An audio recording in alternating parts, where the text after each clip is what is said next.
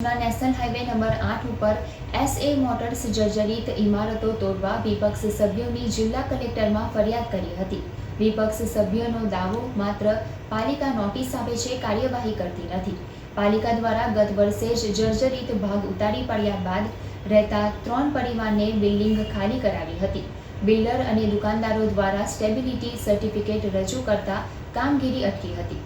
અંકલેશ્વરના જૂના national highway number 8 પાસેની અને નગરપાલિકાના વોર્ડ નંબર 4માં આવતી SA મોટર્સ પર સાઈ ગોલ્ડન બાજુમાં આવેલી બહુમાળી ઇમારત જોખમી બની જતા રફીક ઝઘડિયાવાલા ઇમારતો ઉતારી લેવા માટે ભરૂચ કલેક્ટર અને નિવાસી કલેક્ટરને લેખિત ફરિયાદ કરી હતી।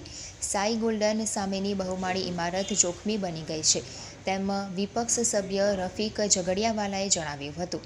વધુમાં આ ઇમારત અંગે અગાઉ પણ પાલિકામાં રજૂઆત કરવામાં આવી હતી, ત્યારે નગરપાલિકા દ્વારા આ ઇમારતમાં રહેતા રહીશોના વીજ કનેક્શન દૂર કરવામાં આવ્યા હતા, પરંતુ ત્યારબાદ કોઈ જ ઠોસ કાર્યવાહી કરવામાં આવી ન હતી।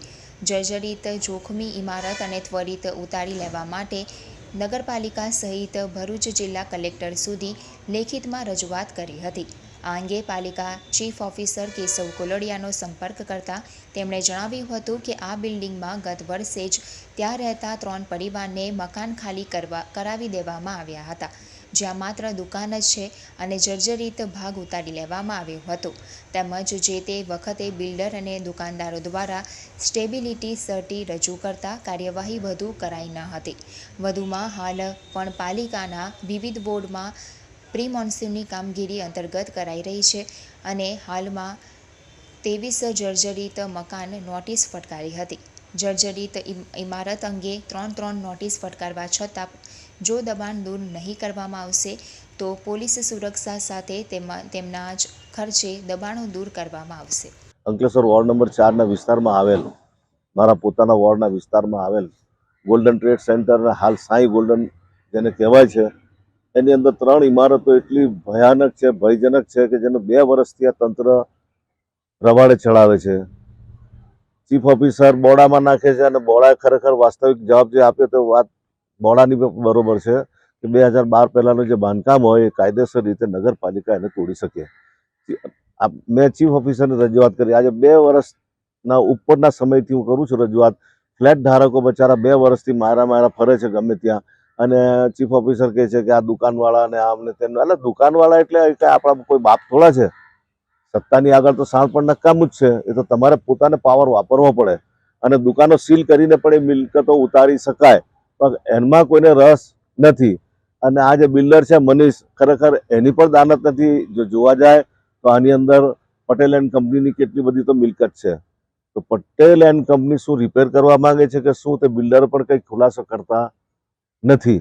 અને આ ઇમારત જો નહીં તોડે તો બાજુની બિલ્ડિંગમાં લગભગ 400 જેટલા માણસોના પરિવારો રહે છે, અને આવીને જો કોઈ મર્યો તો એ બિલ્ડિંગની બાલ્કનીઓ બીજે બધું બાંધકામ તૂટીને પડે છે નીચે, તો એ બિલ્ડર સવારની પોરમાં જ તમારે જલ્દીથી હટાવી લે છે એના મજૂરો, કે વાત મીડિયામાં નહીં જાય। આ છેલ્લે કંટાળી અને ફ્લેટ ધારકો મારી પાસે આવેલ હતા અને ફ્લેટ ધારકોએ મને રજૂઆત કરતા અમે તારીખ 19/5 નગરપાલિકામાં લખીને આપ્યો, અને 20/5ના દિવસે હું બોડામાં જઈને બોડાના સીઈઓને 20-21 તારીખના જઈને મેં રૂબરૂ મુલાકાત કરી અને બહુ મને ઘણી સારી રીતે જવાબ આપવામાં આવ્યો બોડામાંથી સીઈઓ સાહેબે, અને વાત થઈ અને એમણે મને કીધું કે તમે નગરપાલિકાને કહો આજે આટલા દિવસ થઈ ગયા, આજે 19 ને 20 તારીખ, આજે તારીખ મુકેશભાઈ કઈ થઈ? આજના દિવસ સુધી નગરપાલિકાએ કોઈ પણ જાતની કોઈ કાર્યવાહી કરવામાં આવેલ નથી નગરપાલિકા દ્વારા। તો આ વરસાદની અંદર રાતના એટલા ભારે પવન ચાલે છે, વરસાદ પડે છે, બિલ્ડિંગની અંદરથી બધું મટીરિયલ તૂટીને પડે છે, તો મરી જાય તો જવાબદારી કોની? કેમ કે જો કોઈ મર્યું કે કોઈને નુકસાન થયું તો ચોક્કસપણે હું કહું છું કે મારા વોર્ડમાં આવેલ હોવાથી મારે પોલીસ ફરિયાદ કે કોર્ટની કાર્યવાહી કોઈ પણ કરવી પડશે, અને એ હું છોડું નહીં। જ્યારે ફ્લેટ ધારકોને ફ્લેટ ખાલી કરાવી દીધા, વિદ્યુત કનેક્શનો કાપી નાખ્યા, તો આ જવાબદારી તો એની। નાગરિક બેંકની ઉપરનો જે ફ્લોર છે તે પણ સરી ગયો, નાગરિક બેંકવાળી આખી બાલ્કની અંદર ઉપરથી પડી ગઈ, નાગરિક બેંકની ઉપરથી નાગરિક બેંકની ઇમારત જર્જરિત થઈ ગઈ છે, આ બાજુ એપાર્ટમેન્ટો જર્જરિત થઈ ગયા, તો જવાબદારી કોની? ખરેખર તો સીઓએ આ કામ કરવું જોઈએ, ચીફ ઓફિસરે પર્સનલ ઇન્ટરેસ્ટ લઈને, કે એની પોતાની ઉપર આવે